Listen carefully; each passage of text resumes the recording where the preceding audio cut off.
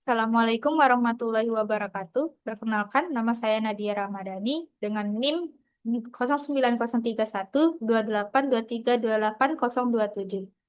Nah, pada kesempatan ini, saya akan mempresentasikan tugas UAS dengan judul Hubungan antara CRM dan SCM dalam sebuah rantai produksi dan juga studi kasus yang saya pilih yaitu adalah kopi botol siap minum. Nah, presentasi ini akan membahas bagaimana CRM dan SCM saling berhubungan, mulai dari suplai bahan baku, proses produksi, distribusi, hingga interaksi perusahaan dan konsumen, termasuk permasalahan dan solusi yang mungkin terjadi. Dalam industri minuman seperti kopi botol siap minum, perusahaan tidak hanya perlu menyediakan produk yang enak dan berkualitas, tetapi juga memastikan produk tersebut sampai ke tangan konsumen dengan cepat dan efisien. Nah, disinilah pentingnya dua elemen kunci, yaitu pertama, supply chain management atau SCM, yaitu untuk mengelola aliran material, produksi, gudang, hingga distribusi. Lalu yang kedua itu adalah customer relationship management atau CRM, yaitu untuk mengelola hubungan dengan pelanggan, feedback, keluhan, dan preferensi mereka.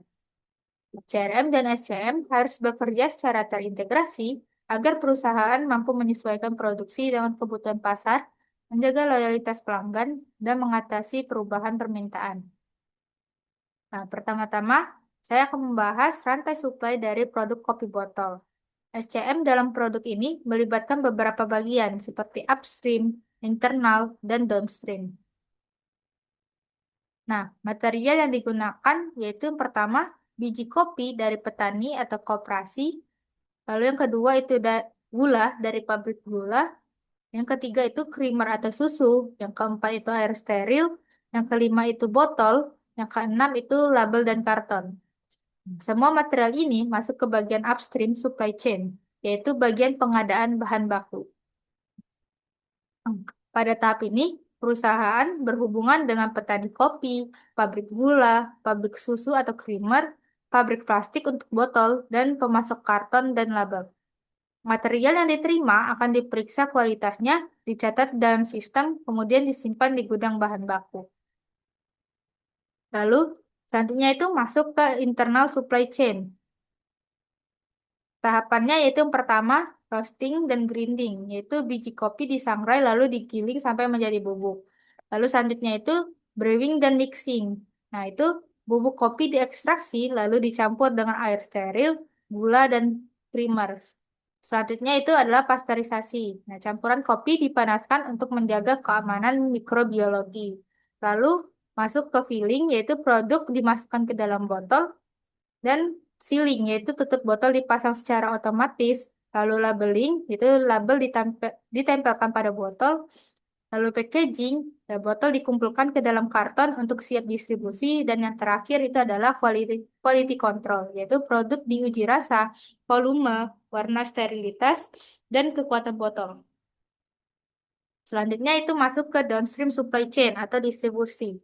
Nah, setelah produk selesai diproduksi, proses berlanjut ke downstream, yaitu penyimpanan di gudang jadi, pengiriman ke distributor besar, lalu distribusi ke minimarket, supermarket, warung, dan toko online, lalu penataan display di toko, dan juga pengiriman langsung ke konsumen jika melalui e-commerce. Nah, distribusi harus tepat waktu, tepat tujuan, dan sesuai permintaan setiap wilayah. Selanjutnya itu adalah hubungan CRM dan SCM. Nah, CRM adalah sistem yang mengelola interaksi dengan pelanggan seperti feedback, komplain, dan preferensi rasa. Nah, lalu SCM mengelola aliran barang dari bahan baku sampai ke tangan konsumen. Kedua sistem ini harus saling mempengaruhi. Selanjutnya itu adalah data CRM mengalir ke SCM. Nah, CRM ini menyediakan data seperti varian rasa yang paling disukai, kota mana yang permintaannya tertinggi, lalu keluhan mengenai rasa atau kemasan, lalu juga ada produk mana yang paling sering dicari. Nah, dari data tersebut, SCM akan menambah produksi varian yang sedang tren, memesan lebih banyak bahan baku tertentu, memprioritaskan pengiriman ke kota tertentu menyesuaikan jadwal produksi. Nah, contohnya itu, misalnya jika pelanggan melalui CRM banyak meminta kopi susu less sugar. Nah, maka SCM-nya itu harus menambah suplai susu, menambah jalur produksi varian tersebut, lalu mengirim lebih banyak ke kota dengan permintaan tertinggi. Lalu selanjutnya itu adalah data SCM melalui CRM ke pelanggan. Nah, SCM juga mengirim informasi ke CRM. Contohnya itu misalnya stok bahan bakunya menipis, lalu bisa mesin produksinya juga bisa bermasalah, lalu pengirimannya terhambat, dan juga stok produk tertentu menipis di beberapa toko. Nah, CRM kemudian menyampaikan informasi ini kepada pelanggan melalui customer service atau pengumuman promosi. Contohnya itu misalnya, jika SCM melaporkan bahwa stok botol terlambat datang. Nah, maka CRM bisa menghentikan promo sementara, memberitahu konsumen bahwa produk sedang habis, lalu juga bisa mengalihkan fokus penjualan ke varian lain. Dan selanjutnya itu adalah permasalahan CRM dan SCM yang mungkin terjadi. Nah, pada SCM itu, misalnya yang pertama, ketidakpastian bahan baku.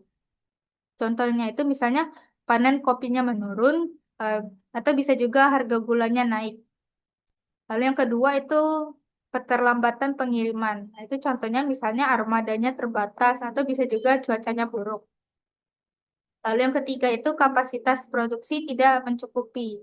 Nah, itu misalnya itu gara-gara lonjakan permintaannya yang naik atau juga bisa juga mesinnya rusak.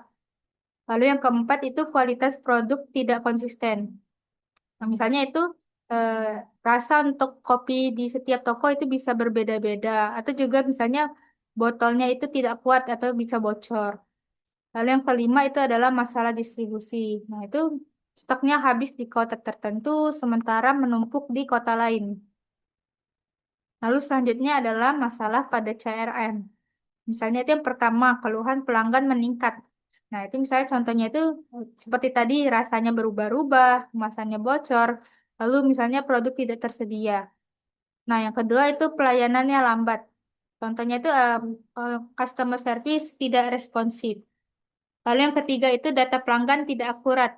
Itu menyebabkan promo tidak tepat sasaran. Lalu yang keempat itu program marketing tidak efektif. Nah, misalnya itu pelanggan menerima promo yang tidak sesuai minat. Nah, untuk mengatasi masalah tersebut, solusi yang dapat diterapkan perusahaan yaitu untuk SCM.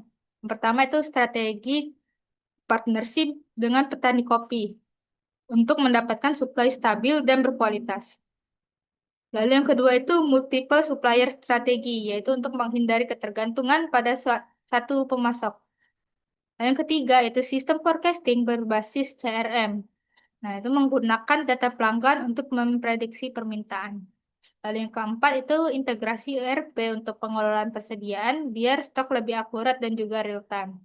Lalu yang kelima itu optimasi logistik, yaitu menggunakan GPS dan rute analitik untuk mempercepat pengiriman. Lalu yang keenam itu adalah just in time untuk pengadaan tertentu untuk mengurangi biaya gudang.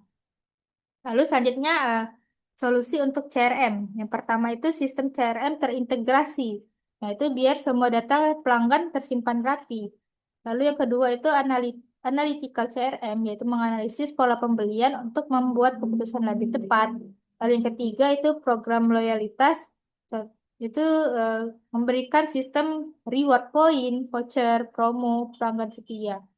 Lalu yang keempat itu multi-channel customer service, yaitu menyediakan seperti WhatsApp, Instagram, email, dan juga chatbot.